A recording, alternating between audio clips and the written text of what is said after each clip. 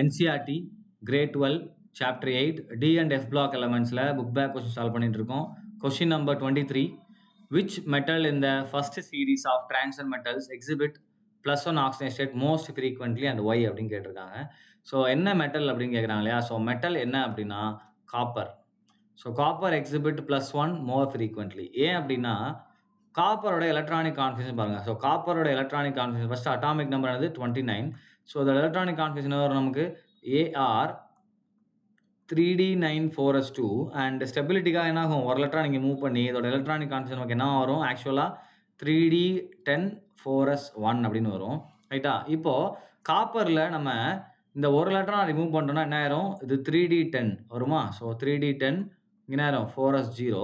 அப்போ இது எப்படி இருக்குது, நமக்கு கம்ப்ளீட்லி ஃபில்டாக இருக்கு இல்லையா? கம்ப்ளீட்லி